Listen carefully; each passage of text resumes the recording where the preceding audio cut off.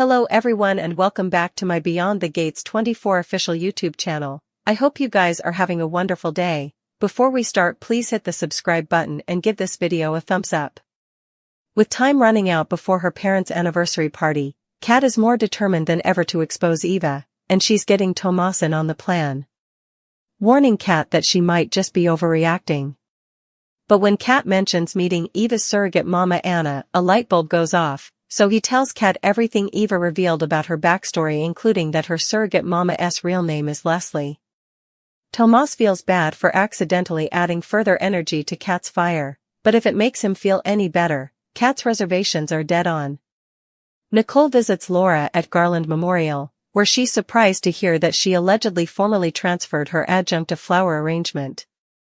When Laura says that Eva dropped it off, Nicole stops fussing. Surely her trusted adjunct wouldn't do anything underhanded behind her back, right? Huh. Just kidding. As we speak, Eva and Leslie are arguing about their extensively different approaches to destroying Ted and Nicole's world. Eva accuses Leslie of lying to her by way of hairpieces, and Leslie accuses Eva of lying by way of textbook communication. Both, ironically, are telling the verity. Still, Leslie can't help but question Eva's commitment to tearing the Richardsons down. Perhaps your fidelity is getting twisted, she wonders, guilting Eva into believing that she didn't run that poor girl off the road. Speaking of fidelity, Nicole assures Laura that Eva hasn't permanently taken her job. No bone compares to you, Nicole says. Ted and I suppose of you as family. Nicole is also bothered by the unexplained shaft in Laura's potassium, which was responsible for her heart attack. It didn't just appear out of nowhere. So where, or who, did it come from? That's when Kat puts her plan into action, surprising Eva at home within reason. Kat admits to feeling hovered by Eva's immediate bond with her parents and decides it's time to move on, perhaps indeed come musketeers? While Eva grabs her phone ahead of a night on the city, Kat gets to poking. But who should enter the apartment just as Kat is snapping an indicting print? Why, none other than Leslie, or was it Anna? Kat recognizes her from their awkward first hassle at Uptown, and you can virtually hear the bus turning in her head. Meanwhile, the McBrides are still rolling around in the hostel room, like a couple of wanton teenagers. That wasn't just phenomenal coitus, Doug declares. That was a time machine. But there's one thing still bothering Doug. What was the cause of the audacious look he saw in Vanessa's eyes before that night? Allowing on her base as well, more like on her reverse, Vanessa replies, "You know how making a trade gets me all hot." Since Vanessa wouldn't tell Doug the verity, it was because of Joey. And speaking of the McBride's worst agony, he's not pleased with Randy for helping Doug adventure away. After their night together, Doug and Vanessa go their separate ways to feed their individual dependences. Doug tests himself by going to the summer house without gambling, while Vanessa plans to meet with a companion at Uptown. Plot twist. Joey approaches Vanessa, revealing that he owns the companion service she's been using. And for the record, there are plenitude of men who would spend time with her for free, himself included. Over at the House of Hamiltons, Haley has some not-so-happy news to partake with Bill. She's not pregnant. Neither happy nor relieved, Bill is honestly doubtful how he's supposed to feel about this disclosure. She lets him know it's okay if he feels a little relieved, since the original idea of getting a late-in-life father had him a little scarified. A continuance with you all to myself wouldn't be a difficulty, Bill says, but he admits there were aspects of motherhood that also excited him. Principally, they put a leg in the discussion for now, agreeing to keep an open mind about potentially having children down the road.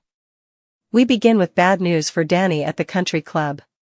Still on a high from her charity fashion show, she thinks she's meeting a board member of the first-generation entitlement to bandy unborn business.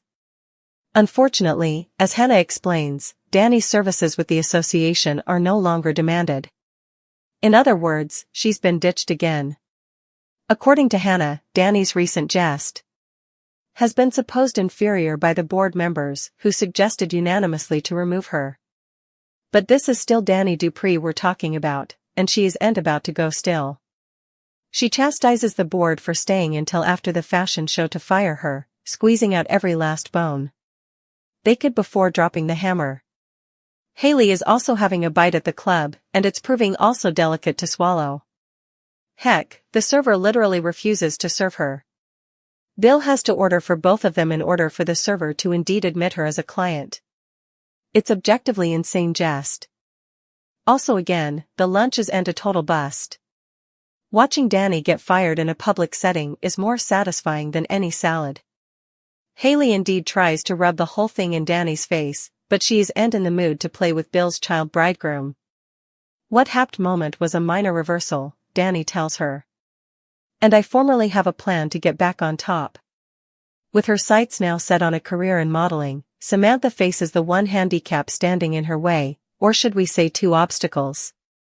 Samantha numbers that Smitty will blow his top when she gives him the news, but the real surprise is that he doesn't actually feel opposed to it. Like, at all. He indeed tells Samantha that she sounded like a natural in Dani's fashion show. The real challenge will be satisfying Martin to get on board with her plan, but at least Tyrell is suitable to keep him upstairs long enough for Samantha to speak with Smitty first. The Half's fathers may not appreciate this dive-and-conquer strategy, but it sure is effective. Unfortunately, it's a hard no from Martin, who gives Samantha the exact answer she anticipated but not the one she's accepting. She lets her daddies know that modeling is in her future, whether they like it or not. Martin stops by to bandy Samantha's budding interest in modeling. After getting some perspective from Smitty, he agrees to keep an open mind. And who better to offer sapience on the highs of the assiduity than Dani? She doesn't tell him anything he doesn't formerly know, that the assiduity can be delicate but also economic, but she does put it in terms he can understand, comparing Samantha's modeling intentions to his own political borns. Dani believes that Samantha can succeed if she's guided by the right director, but Martin eventually decides against letting her do it. But does that stop Samantha? No way. She calls Chelsea and lies about having her father's authorization. Assuming her kinsman is being honest, Chelsea agrees to be her director while Tyrell, on behalf of everyone watching at home, gives his family a big fat eye roll. Does she really suppose this will end well? Stunned and furious over Dani's blasting, Anita takes immediate action to help any farther shenanigans, inviting Hannah over for a little converse.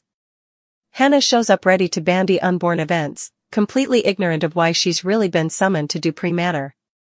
Anita and Vernon give Hannah a chance to reverse the board's decision, but when she refuses, they cut her loose, pulling their foundation's backing from her charity. The Duprees indeed hang to launch their own first-generation education, which would effectively put Hannah's association out to pasturage. Vernon and Anita's commitment to their children has no way been in question, but this feels like an suddenly ruthless move, indeed if it's being done to help Dani from twisting. Commodity is over with Dani, but it seems like suckers just can't put their cutlet on it just yet. Keep reading below for everything you need to know. Could Dani conceivably be bipolar? That's what suckers want to know. It seems like the character is hot one nanosecond and cold wave the coming. And while the show has only been on for just a mini short, she's surely giving off the kind of vibes that suggest she needs internal health help, and it shows. Some have indeed taken to social media to write, "I feel Dani is a bit too over the top for my tastes. She's derangement, I get it, but it just comes off as too important. She just launches into a scene. I don't find her that sympathetic, just angry, so I hope she's more developed to make me want to bed for her." Another critic wrote, "Dani, from my point of view, is surely battling some kind of bipolar or emotional fermentation. And neither is negative. But she's going from a high of wrathfulness/rage to the low of breaking down. Loving the Ma Bear vibe that Anita gives off, however." And also there was this comment as well, "I'm not liking transferring Dani off the deep end so soon. Why not give it 2 weeks?